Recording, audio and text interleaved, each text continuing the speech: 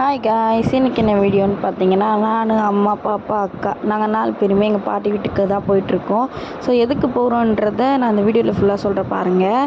நான் இவ்வளோ நாள் வீடியோ போடாததுக்கான ரீசனும் சொல்லிடுறேன். ஏன் பார்த்தீங்கன்னா, என்னோடய பாட்டி தவறிட்டாங்க. ஸோ அங்கே வேலையாக இருந்ததுனால என்னால் வீடியோவும் எடுக்க முடியல, எடிட் பண்ணியும் போட டைம் இல்லை. ஸோ இது வந்து 16வது நாளுக்கு முன்னாடி நாள் நாங்கள் வந்து அங்கே போய் விசிட் பண்ணுறதுக்காக போயிருந்தோம்.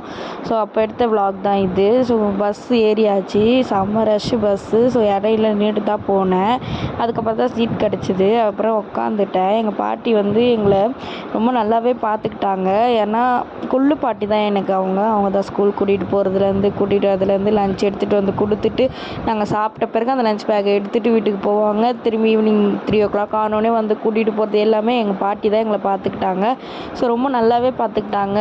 என்னதான் வயசாகி இறந்தாலும் அவங்க பார்த்துக்கிட்ட ஒவ்வொரு மெமரிஸும் நம்மளுக்கு வந்து விட்டு போகாது காய்ஸ். ஸோ நம்ம அதை நினச்சி நான் ஃபீல் பண்ணேன். ஆனால் நிறைய பேர் என்ன சொன்னாங்க, வயசாகிடுச்சு இதுக்கெலாம் எதுக்கு அழுகுறீங்கன்னு கேட்குறாங்க. அவங்க நம்மளுக்கு செஞ்ச நல்லதை நினச்சி பாருங்கள், அழுக வரும் தன்னாலே.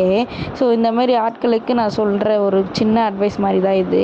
ஸோ அதுக்கப்புறம் அம்மா வந்து நான் மெட்ரோவில் போனதில்லைன்னு சொன்னதுனால அம்மா வந்து ரெகுலராக மெட்ரோவில் தான் போயிட்டு வருவாங்க.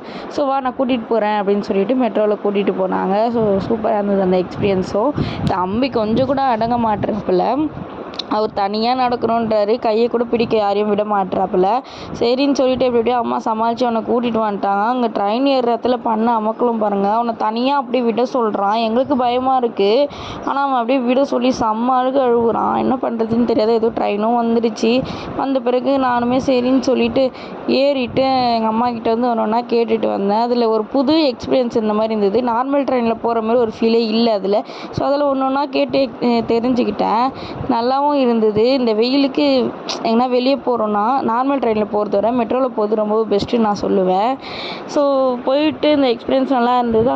அப்புறம் வீட்டுக்கும் வந்துட்டு எதுவும் செய்ய முடியாதுன்னு தெரிஞ்சு போச்சு. அதனால் என்ன பண்ணோம் பார்த்தீங்கன்னா, எங்கள் பாட்டி வீட்டிலேருந்தே நாங்கள் குழம்புலாம் எடுத்துகிட்டு வந்திருந்தோம்.